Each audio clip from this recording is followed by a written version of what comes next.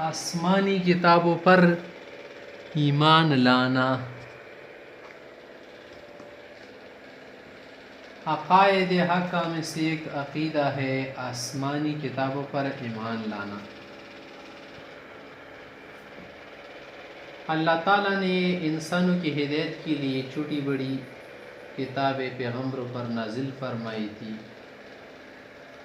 تو ان پر ایمان لانا کیا ہے، یہ بھی ایک عقیدہ ہے، ضروری ہے.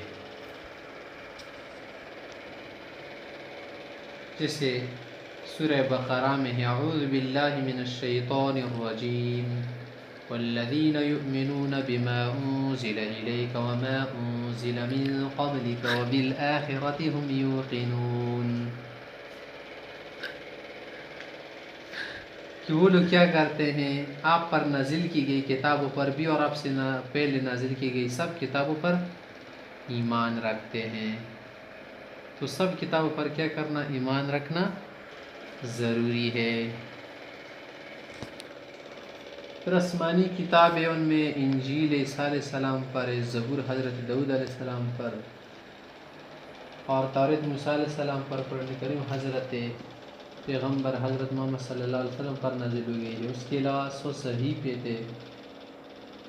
ان 100 صحیفوں میں سے 10 آدم علیہ السلام پر، 10 حضرت عیسیٰ علیہ السلام پر، 30 ادریس علیہ السلام پر، 10 ابراہیم علیہ السلام پر، اور 10 توریت سے پہلے حضرت موسیٰ علیہ السلام پر نازل ہو گئے تھے.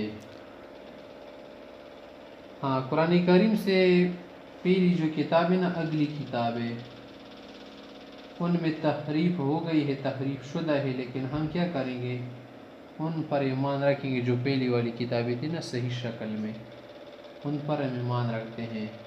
اور پھر یہ ہمارا عقیدہ ہے نا کہ محفوظ صرف قرآن کریم ہے، ان کتابوں میں رد و بدل ہو چکا ہے.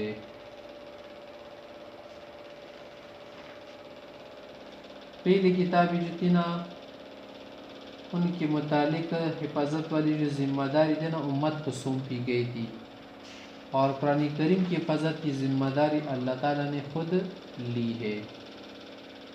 اعوذ باللہ من الشیطان الرجیم انا نحن نزلنا الذکر وانا له لحافظون. کہ ہم اس کی خود حفاظت کرنے والے ہیں. قرآن کریم ان سب کتابوں سے کیا ہے، عظیم الشان کتاب ہے، اعلیٰ کتاب ہے، بہت بہترین کتاب ہے.